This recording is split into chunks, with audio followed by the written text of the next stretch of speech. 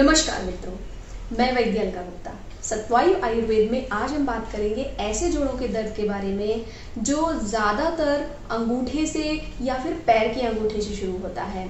वात रक्त कैसे होता है, क्यों होता है और इसमें घरेलू तौर पर क्या उपाय कर सकते हैं और आयुर्वेदिक चिकित्सा कैसे की जाती है, इन सभी के बारे में आज हम बताएंगे सत्वायु आयुर्वेद में।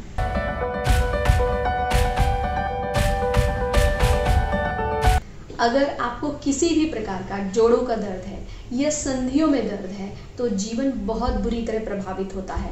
साधारण काम, रोजमर्रा के काम भी हम अच्छी तरह से नहीं कर पाते हैं। ये जोड़ों का दर्द मुख्यतः 3 कारणों से होता है: संधिवात, आमवात और वात रक्त। जिन तीनों की जो बेसिक इंफॉर्मेशन है, सरल जानकारी है, वो मैंने अपने एक वीडियो में बताई थी। पहला संधिवात। संधिवात जो भार सहने वाली संधियां होती हैं, जैसे कि घुटने, कमर, कूल्हे या एड़ी की संधियों में ज्यादा होता है, ये वात के कारण होता है। दूसरा आमवात, जो कि आम यानी कि एक खाना न पचने के कारण जो विषारी पदार्थ बनता है उससे और वात के कारण होता है। और तीसरा वात रक्त, जो कि वात और रक्त यानी कि ब्लड और वात के इम्प्योर होने के कारण होता है। वात रक्त के विषय में एक महत्वपूर्ण बात यह है कि इसे रक्तवात नहीं कहा जा सकता है। जो रक्तवात होता है उसमें केवल वात दूषित होता है, जबकि जो वात रक्त है उसमें वात भी दूषित होता है और रक्त भी। वात रक्त मुख्यतया जोड़ों की बीमारी है, जबकि रक्तवात मुख्यतया हृदय से संबंधित बीमारी है या रक्तवाह संस्थान से संबंधित बीमारी है। वात रक्त 2 तरह का होता है। एक ऐसा वात रक्त जिसके कारण स्किन में जगह जगह पर लाल चकत्ते पड़ जाते हैं और खुजली होती है, जलन होती है, इसे उत्तान वात रक्त कहते हैं। जबकि दूसरा होता है गंभीर वात रक्त, जो कि जोड़ों में होता है। वात रक्त क्यों होता है? आयुर्वेद में कहा गया है प्रायशः सुकुमाराणाम मिष्ठान्न सुख भोजिनाम अचंक्रमणशीलानाम कुपितम वातशोणितम। इसका अर्थ है कि जो सुकुमार लोग होते हैं, जैसे कि कफज प्रकृति के लोग, या जो ज़्यादा कठिन परिश्रम करना नहीं चाहते हैं, थोड़ा सा ही काम करने पर जो थक जाते हैं। इसके अतिरिक्त कटु, अम्ल, लवण, क्षार यानी कि जो तीखे, खट्टे और नमक ज़्यादा लेते हैं, ऐसे लोगों का रक्त आसानी से दूषित हो जाता है, क्योंकि ये सारी वस्तुएं उष्ण होती हैं।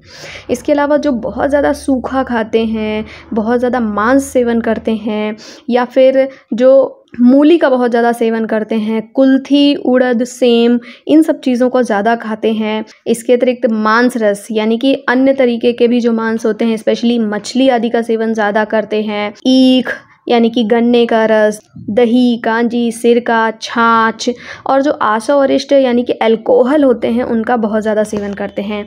विरुद्ध भोजन करते हैं, पहली बार का खाना ना पचा होने पर भी दोबारा खाना खाते हैं, अजीर्ण होने पर भी खाना खाते हैं, और मिथ्या आहार विहार यानी कि ऐसी चीज़ें जो नहीं खानी चाहिए, पथ्य नहीं हैं, उनका सेवन करते हैं। बहुत ज़्यादा मीठा खाते हैं।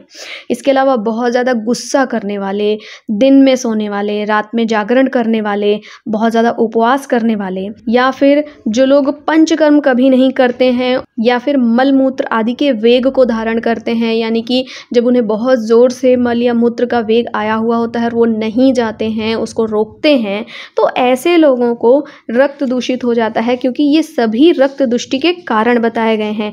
इसके अलावा बताया गया है कि अचंक्रमणशीलानाम, मतलब कि जो बहुत ज़्यादा चलते फिरते नहीं हैं, व्यायाम नहीं करते हैं, ऐसे लोगों को आसानी से वात रक्त हो जाता है, क्योंकि इन सभी कारणों से जो रक्त होता है वो दूषित हो जाता है। रक्त दूषित होने के साथ ही जब वात भी दूषित हो जाती है तो वात रक्त नाम का रोग हो जाता है। और ये वात और रक्त का कॉम्बिनेशन जहाँ कहीं भी जाकर घर करता है, वहां पर इस रोग के लक्षण दिखाई पड़ने लगते हैं। वात रक्त के क्या क्या लक्षण होते हैं?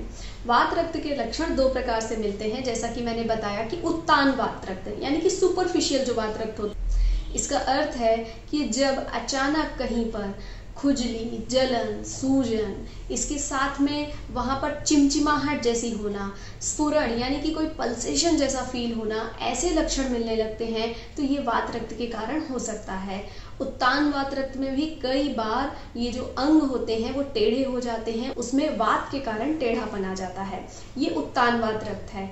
ये कहीं भी हो सकता है, ज्यादातर ये कान में या फिर जो ज्वाइंट्स होते हैं उनके ऊपर की स्किन में होता है। दूसरा होता है गंभीर वात रक्त। गंभीर वात रक्त ज्यादातर जो ज्वाइंट्स होते हैं, संधियां होती हैं, जोड़ होते हैं, उनमें होता है। इसमें उस जोड़ में सूजन, जलन और दर्द होता है। इसका जो दर्द होता है उसके लिए आयुर्वेद में बताया गया है कि जब चूहे काटते हैं तो जो दर्द होता है मूषक दंशवत ऐसा दर्द होता है। इसके अलावा इसमें स्फुरण यानी कि पल्सेशन होता है। ये सारे लक्षण इसमें मिलते हैं। वात रक्त का क्या इलाज है, इसकी चिकित्सा कैसे की जा सकती है? सबसे पहला है निदान परिवर्जन। निदान परिवर्जन का अर्थ है कि जिन भी कारणों से वात रक्त हो रहा है, मैंने जो भी कारण बताए हैं मैंने वात रक्त के, उनका त्याग करना चाहिए, उन्हें छोड़ देना चाहिए। इसके अतिरिक्त वात रक्त के रोगियों को ये चाहिए कि वो नियमित रूप से व्यायाम करें। जब उत्कट अवस्था होती है यानी कि बहुत ज़्यादा दर्द होता है तब तो आपको एक्सरसाइज नहीं करनी चाहिए, लेकिन जब दर्द थोड़ा कम हो जाता है तो आपको रेगुलर एक्सरसाइज करनी चाहिए ताकि आपको वात रक्त आगे बढ़ ना सके और पूरी तरह से ठीक हो सके। घरेलू उपाय इसके लिए क्या क्या किए जा सकते हैं? जब बहुत ज्यादा सूजन, जलन और दर्द हो तब इसमें घर पर ही आप कुछ प्रकार के लेप कर सकते हैं। जैसे काले तिल को पीसकर अगर इसका लेप किया जाता है तो बहुत लाभदायक होता है। इसके अलावा सहीजन या सेवगा जो फली होती है, उसके जो बीज होते हैं, उन्हें पीसकर अगर उनका लेप किया जाता है जिस अफेक्टेड जगह पर तो बहुत ज़्यादा आराम मिलता है। और उसके लेप करने के बाद कांजी से उस स्थान को धोना चाहिए। इसके अलावा सरसों और नीम की पत्तियों का लेप भी कांजी में अगर बनाया जाता है तो बहुत लाभदायक होता है। आंतरिक तौर पर औषधियां भी बहुत लाभदायक होती हैं, जैसे कि पीपल की छाल का जो काढ़ा होता है उसमें शहद मिलाकर अगर आप लेते हैं तो बहुत लाभदायक होता है। इसके अलावा जो मुनक्का होता है यानी कि काली किशमिश होती है, उसको और मुलेठी को रात में भिगो कर रख दीजिए और सुबह 4 गुने पानी में डालकर उसका काढ़ा बना लीजिए। इस काढ़े को दूध के साथ पका लेते हैं और इस दूध को पीने से भी वात रक्त के रोगी को बहुत आराम मिलता है। इसके अलावा सुबह सुबह अगर आप 2 चम्मच घी लेते हैं, शुद्ध घी लेते हैं खाली पेट, तो भी वात रक्त के रोगियों को बहुत आराम मिलता है और वात रक्त पूरी तरीके से भी क्योर हो सकता है। रात में कैस्टर ऑयल या कि जिसे हम एरंड तेल बोलते हैं, अगर वो 2 चम्मच रोज रात में लिया जाता है तो पेट से संबंधित और रक्त दुष्टि से संबंधित समस्याएं नहीं होती हैं। आयुर्वेदिक इलाज इसमें क्या क्या कर सकते हैं? आयुर्वेद के अनुसार वात रक्त के रोगियों को ऐसी चिकित्सा करनी चाहिए जो वात नाशक हो और रक्त की दुष्टि को भी कम करे। इसके लिए आयुर्वेद में पंचकर्म को बहुत लाभदायक बताया गया है, विशेषतः वस्ति कर्म को और रक्त मोक्षण को, क्योंकि जो वस्ति होती है वो वात को पूरी तरीके से बाहर निकाल देती है और जो रक्त मोक्षण होता है वो दूषित रक्त को निकाल देता है। इसलिए जिस स्थान पर वात रक्त के रोगी को सूजन आई हुई है उस जगह पर ब्लड लेटिंग करना यानी कि रक्त मोक्षण करना या जलौका के द्वारा रक्त निकालने से भी बहुत लाभ मिलता है। वस्ति के लिए इसमें धानवंतर तेल द्वारा वस्ति, तिक्त क्षीर वस्ति या फिर दशमूल आदि वस्तियां काफी लाभकारी हैं। आयुर्वेदिक चिकित्सा में बताया गया पिंड तेल भी आप अपने घर पर बना सकते हैं और उपयोग कर सकते हैं, जो कि वात रक्त के दर्द में बहुत लाभदायक होता है। इसके लिए आपको राल लेना है, मोम लेना है और मंजिष्ठा या जिसे मजीठ भी कहते हैं वो लेना है और सारिवा जिसे अनंत मूल या अनंता कहते हैं उसकी जड़ लेनी है। ये सारी चीजें लेकर आप बराबर मात्रा में इनका पेस्ट बना लेना है और इसके पेस्ट को 4 गुना मात्रा में तिल तेल लेकर उसमें इनका पाक करना है। पाक करने के बाद जो ये तेल बनता है इसे छान कर रख लीजिए और वात रक्त के रोगी अगर इस तेल से अपने पैरों की, घुटनों की, अंगूठों की मालिश करते हैं तो उनका पूरा का पूरा दर्द कम हो जाता है और आसानी से वात रक्त की जो समस्या होती है उसमें लाभ होता है। इसके अलावा दशमूल का काढ़ा पीना भी, यानी कि जो आयुर्वेद में दशमूल बताए गए हैं उसका काढ़ा पीना भी वात रक्त में बहुत लाभदायक है।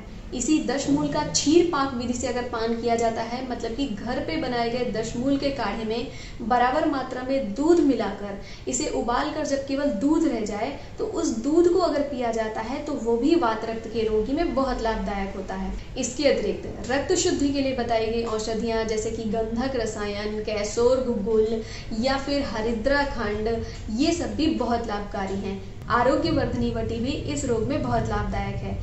चरक संहिता में वात रक्त के रोगियों के लिए जीवनत्याद घृत, अमृताद्य घृत और सुकुमारक तेल को बहुत लाभदायक बताया गया है। सुरंजान भी वात रक्त के रोगियों के लिए बहुत लाभदायक है और गुडुचि को तो आयुर्वेद में वात रक्त की अच्छी औषधि बताया गया है। इसलिए ये सारी औषधियां लेने से भी वात रक्त के रोगियों को बहुत लाभ होता है। वात रक्त के रोगियों को मांसाहार, अल्कोहल और जो शुगर वाले ड्रिंक्स होते हैं जिनमें कि शक्कर ज़्यादा होती है, उन्हें बिल्कुल भी नहीं लेना चाहिए। इसके अलावा एक्सरसाइज तो ज़रूरी है ही। बहुत से आधुनिक चिकित्सक वात रक्त के रोगियों को प्रोटीन लेने के लिए मना करते हैं, इसलिए दालों को मना करते हैं। लेकिन आयुर्वेद में ये स्पष्ट तौर पर बताया गया है कि अरहर, मूंग, मसूर, उड़द, चना, इन सभी दालों का मिलाकर जो सूप बनाया जाता है वो वात रक्त के रोगी के लिए लाभकारी होता है। इसलिए वीडियो में बताए गए सुझावों का पालन करें, इससे आपको वात रक्त के रोग में बहुत अच्छा आराम मिलता है। लेकिन अगर आपको इन सुझावों से आराम नहीं होता है तो आपको विशेषज्ञ चिकित्सक की सलाह लेनी चाहिए या फिर आप हमसे भी सलाह ले सकते हैं। इसलिए आयुर्वेद का पालन करें, उचित खाएं, स्वस्थ रहें। धन्यवाद। अपने प्रश्नों के लिए और आयुर्वेद के विषयों के बारे में और जानकारी प्राप्त करने के लिए हमें ज़रूर लिखें और हमसे जुड़े रहने के लिए हमारे चैनल को सब्सक्राइब करें। धन्यवाद।